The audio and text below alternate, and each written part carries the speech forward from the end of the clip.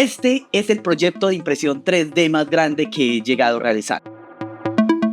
Fueron más de 4 meses continuos imprimiendo, más de 10 kilos de filamento, pruebas con pegamentos extraños, uso de químicos posiblemente peligrosos. Tocó aprender muchos softwares nuevos de edición 3D. Tocó reparar la impresora 3D 1000 veces. Todo para enfrentar este reto. Y así, si quieres saber cómo sufrí y también cómo lo logré, te invito a ver este video. Comencemos. Acabamos de abrir un negocio de productos artesanales en Cali, casi todos ellos construidos con madera, y queríamos tener algo llamativo para las personas que pasan por la zona. Pensamos en varias opciones hasta que resultó una idea, y dijimos, ¿una gata? Contexto: en Cali, las gatas del río son esculturas muy populares. Cada cierto tiempo, una de estas esculturas aparece en la ciudad para conmemorar un evento importante, y pensamos, esto que estamos haciendo es un evento importante, así que merece su propia gata, y así nació el proyecto. Ya después de haber definido esto, el siguiente paso es cómo vamos a construir una gata. Primero que todo, toca crear un diseño o buscar un diseño. Escogimos la segunda opción, obviamente, y empezamos a buscar por las páginas de internet, por Thingiverse, por Cools, por My Mini Factory, todas estas páginas que nos permiten descargar modelos en 3D, buscar un modelo que nos llamara la atención para construir en un gran formato. Y así llegamos a estos modelos. Este que está por acá, que está muy interesante, que es una gata como sentada, está muy bonito. Está este otro que es muy famoso entre la comunidad de impresión 3D, que es un gatico, se llama Cali Cat. Entonces pues es un gatico muy famoso, pero pues es todo rectangular, todo raro. Está este, y estaba este otro, que era una especie de gato andando con la cola alzada, muy particular, muy llamativo, y nos decantamos por este. Pero ahora llegaban los problemas. Esto teníamos que pasarlo a un tamaño gigante, a un tamaño de las gatas del río, de los tamaños de las esculturas reales. Prácticamente esto nos tocaba escalarlo por un tamaño de 1000. Entonces, pasar de esto a esas dimensiones es otro cuento, y ya ahí el proyecto se empezó a volver complejo. Aparte de todo, este proyecto no queríamos simplemente hacer una impresión 3D gigante y ya. No, queríamos construir como nuestro local. Ya les había contado que prácticamente todo lo que se encuentran allá está hecho en madera. Queríamos construir parte de este gato que fuera en madera. Entonces decidimos que la mitad del torso iba a ser en madera, y que 2 de sus patas también iban a ser en madera, y que parte de su cola. Entonces tenía que tener 2 patas en madera, la mitad del torso en madera, y la mitad de la cola o parte de su cola tiene que ser también en madera. Esto generaba un reto adicional que más adelante vamos a ver cómo se solucionó. Entonces, como queríamos imprimir esto en tamaño gigantesco, pues necesitábamos una impresora de gran formato, una impresora que tenga por lo menos 2 metros de altura por 160 centímetros de largo, más 80 centímetros de ancho. Tener una impresora de esas dimensiones existen en el mundo, pero pues son demasiado costosas. No había riesgos de que tuviésemos una impresora de esos, entonces nos tocaba buscar una forma para imprimir este gato con una impresora del tamaño que yo tengo. Yo tengo una Ender 3B2. Esa Ender 3B2 tiene 22 centímetros por 22 centímetros por 25. Muy pequeña para imprimir una cosa de estas dimensiones. Entonces tocaba buscar alternativas. Para eso tocó empezar a investigar diferentes softwares primero que todo para escalarlo, para volverlo más grande, que ese no era el problema. Escalar esto y volverlo más grande no es tanto el lío. El lío es, después de escalarlo, cómo partirlo en pedazos, en piezas más pequeñas, en piezas que se puedan ensamblar después relativamente fácil, para poder reconstruir de todas las partecitas y todos los cortes que se hagan para poder reconstruir a este objeto. Entonces lo que hicimos fue tomar a este objeto, llevarlo a un programa que se llama Meshmister, lo escalamos al tamaño que ya lo queríamos, y después de tenerlo en ese tamaño empezamos a rebanarlo, a partirlo en pedazos. Empezamos por la cabeza, se hizo un corte a 45 grados y se empezó a sacar cada partecita, a recortarla por la mitad y a mirar a ver si esas partecitas todas cabían dentro de la impresión. salieron muchas piezas. Solo en la cabeza fueron, no sé, alrededor de unas 20 piezas, más o menos. Imagínense la cabeza, y la cabeza es una de las partes más pequeñas del cuerpo. Entonces, también tocaba definir otra cosa. Listo, para empezar a imprimir todas estas piezas que habían salido del objeto, pues, ¿cómo se iban a hacer? Las íbamos a generar, cada pieza de estas se iba a generar completamente rellena. Imposible. Imaginen cuánto podría pesar un objeto de esos tamaños si vamos a generar un relleno completo, completamente sólido. Aparte de todo, que sería demasiado costoso. Decidimos empezar con piezas huecas, piezas que estuvieran prácticamente vacías con un 5 o 10% de relleno, creo que menos, para que prácticamente si están vacías, después las íbamos a rellenar de algo. ¿Qué se me pasaba por la cabeza en el momento? La rellenamos de poliuretano. Ese líquido que ustedes echan por dentro y eso empieza a crecer como una espuma, eso parecía una idea excelente. Hasta que se fue a aplicar la idea. Iba a ser un caos total, pero más adelante en el video les mostraré qué ocurrió con este poliuretano. Después de partir este objeto en pedazos, empezamos con la impresión. Y la impresión fue un dolor de cabeza sin igual. Empezamos con cada una de las piezas, lanzarlas y imprimir, pues listo. Empezamos a imprimir todos los días, día tras día. Tienen que contar que cada pieza que tenía este gato, imaginen, solo la cabeza tenía alrededor de 20 piezas y cada pieza se puede estar demorando unas 7 u 8 horas. Entonces, eso implicaba que estuviese todos los días revisando. La impresión terminó, sacamos la impresión y colocamos una nueva impresión. Recuerden que todas estas tienen que ser nombradas para no volver a repetir una impresión, y las cantidades de partes es impresionante. Y ahí empezaron los problemas más complicados, más graves, que yo creo que fue los que más dolores de cabeza me sacaron y que pensé en esos momentos que este proyecto no iba a poder finalizar debido a estos errores. Primero, hicimos las divisiones de la cabeza y efectivamente funcionó muy bien. Las particiones fueron relativamente fáciles de hacer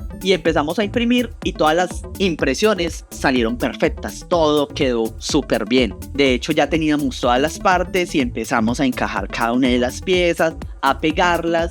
Las piezas de la cabeza no las rellenamos. Digamos que con ese estaba saliendo con un mayor relleno, entonces las piezas eran suficientemente sólidas y decidimos dejarlas sin rellenar, y de ahí en adelante empezó a fallar la impresora. Mantenía atascada, no le funcionaban cosas, salían las impresiones raras, tenían muchos errores, se detenían, muchos errores. El problema es, ¿cómo vamos a solucionar esto? Pues ya tenemos la cabeza, ya hemos gastado, solo en la cabeza ya habíamos gastado como 2 rollos de filamento. Entonces, venga, hay que seguir, ¿cómo vamos a terminar? No, se va a acabar el proyecto simplemente por eso. Entonces, empezamos a hacerle reparación. Entonces, lo primero que hicimos fue evitar los atascos que estaba teniendo la impresora. ¿Por qué se estaba atascando? Quizás porque ya estábamos intentando imprimir muy rápido, entonces el flujo no era capaz. Es una impresora relativamente económica, entonces generaba atascos, y esos atascos es que el filamento ya no se extruye bien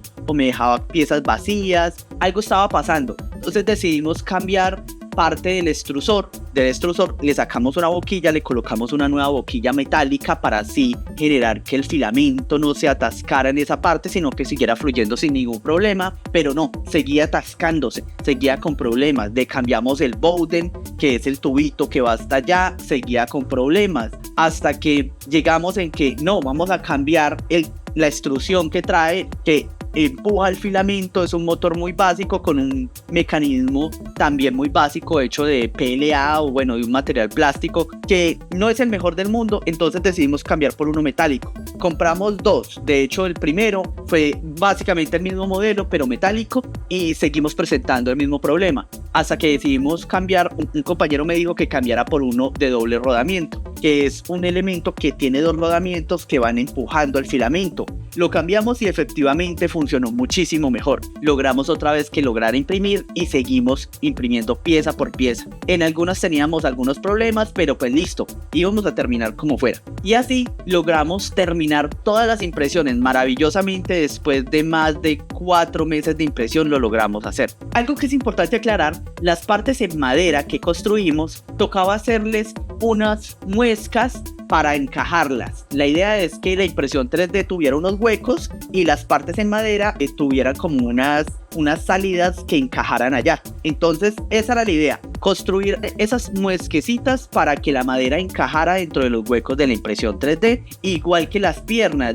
Cada una de las patas iba a tener 2 muescas hacia arriba que iban a encajar con la impresión 3D. Para eso utilizamos Blender. Entonces cortamos esas partes de la pieza y le generamos esas muescas para generar las impresiones 3D que llegaran de una vez con los huecos y que las partes en madera tuviesen las muesquecitas sin ningún problema. Después, las partes en madera, las que ya íbamos a determinar como la pata, como las patas y el cuerpo y parte de la cola, ya después de tenerlas hechas en su versión 3D, las pasamos a otro software que es un software de Fusion 360.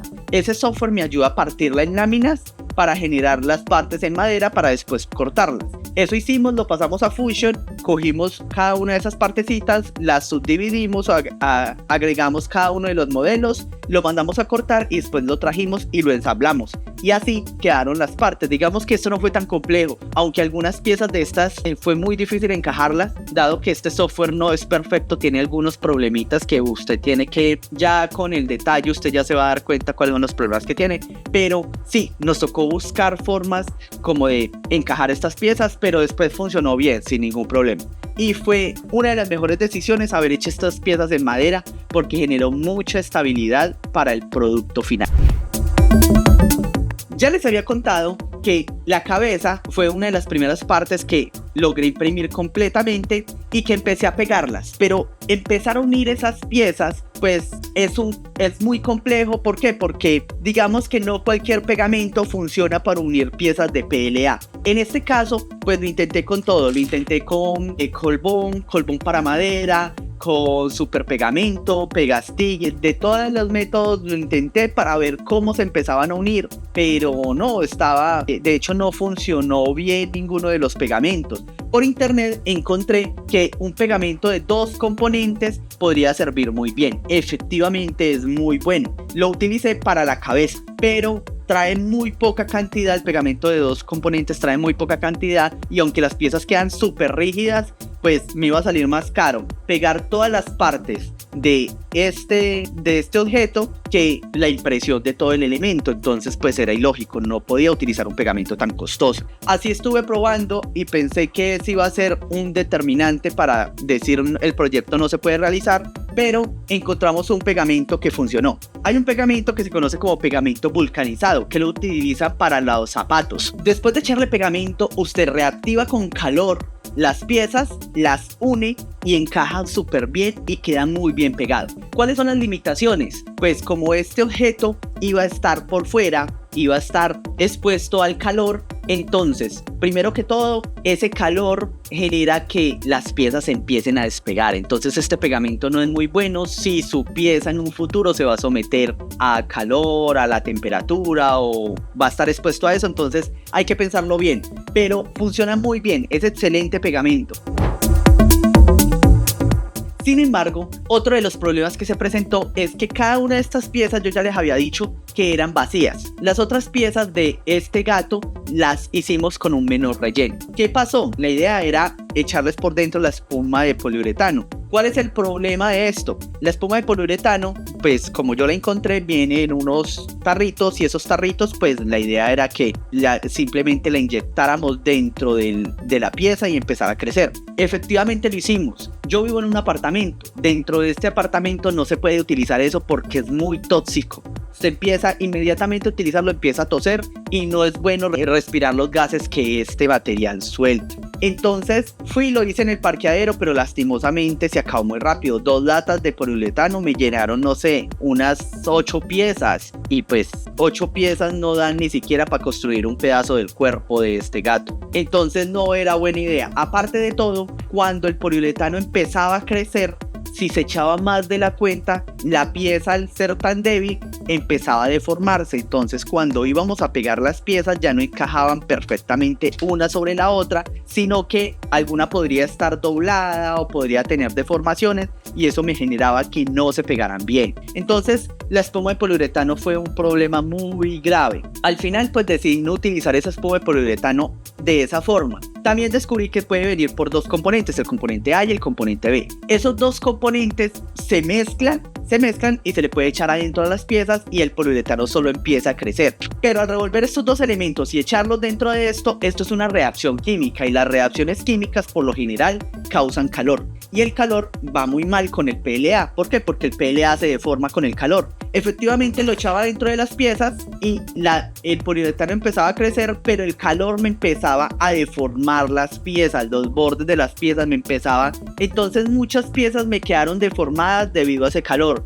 Sí o sí necesitaba rellenar las piezas, entonces lo utilicé todas las piezas cuanto más pude, pero es una mala idea. Rellené casi, podría decir el 80% de las piezas, lo rellené con ese poliuretano, y al final, ya después de que tenía todas las piezas casi rellenas, empecé a unir ahí sí, a pegar, a hacer su pegado final del gato, a unir todas las piezas del gato y a empezar a construir. Su cabeza ya estaba completa, empecé a construir la parte del cuerpo. Esta primera pata quedó completa pegada con este pegamento, toda la parte de atrás de la parte baja de la cola, y esta pata de acá también la pegué completamente. La cola en sus dos pedazos y ya estaba listo. Ya después de tener cada una de sus partes ensambladas y pegadas, pues ya llegaba la parte más difícil, que era ensamblarlo totalmente. Quería hablarles un poco de las piezas en madera que se diseñaron para este gato. Esas piezas, primero que todo, se recortó el objeto en 3D que era el gato, se le recortó cada una de las partes y esas se le diseñaron las muescas que les decía con anterioridad. Esas muescas tienen que encajar con la impresión 3D, la cual ya estaba prediseñada, y después de tener esos objetos diseñados de esa forma, los llevamos a un software de Fusion 360 para convertir eso en los recortes que iba a tener que hacer la máquina de la madera. Y así lo hicimos. Construimos esta pata, construimos esta parte del cuerpo, esta otra pata de acá atrás también la construimos con una técnica parecida, que esa es más que todo partes como ensambladas, y también la cola la construimos bajo esas técnicas. Así llevamos entonces que cada una de esas partes en madera, después de que nos llegaron acá, las ensamblamos y las probamos con las diferentes impresiones 3D, viendo que encajaran en cada una de las muescas, y efectivamente funcionó muy bien. De hecho, si van y conocen el gato, notarán que las partes en madera encajan perfectamente en la impresión 3D.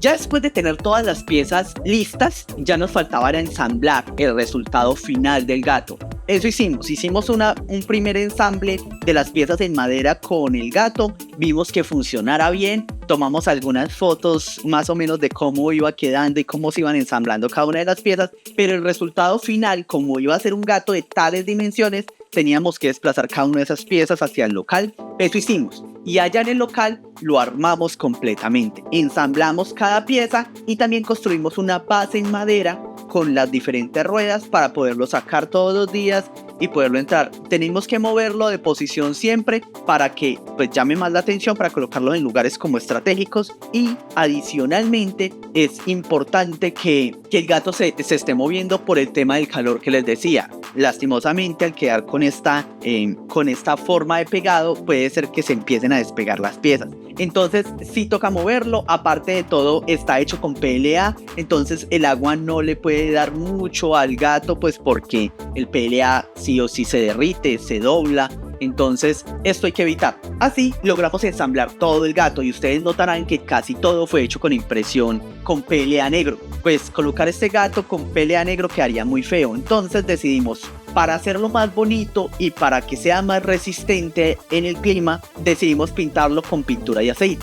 Compramos pinturas de diferentes colores y empezamos a pintar. Como tienen muchas partes triangulares debido a la impresión 3D escalada, esas partes triangulares decidimos pintarlas de colores diferentes, y así lo empezamos a hacer, tal como se nota en el resultado final. Pues el gato quedó con diferentes colores, que es muy llamativo. A la gente le ha gustado muchísimo estos colores. Mucha gente pasa por ahí, se toma fotos con la gata, y así nació la gata abstracta. Este fue el proyecto de la gata más grande en impresión 3D que hay acá en la ciudad, en Cali. espero que pasen a conocerla. Es muy interesante, está hecha con madera, está hecha con impresión 3D, está hecho con muchas técnicas diferentes para que ustedes vayan y la conozcan. Aparte de todo, vamos a construirle otras cosas. Quiero que esta gata que suene como una gata, va a ser la única gata que va a poder tener maullidos, que va a tener sonidos. Entonces eventualmente ya de hecho ya me están llegando cada una de las partes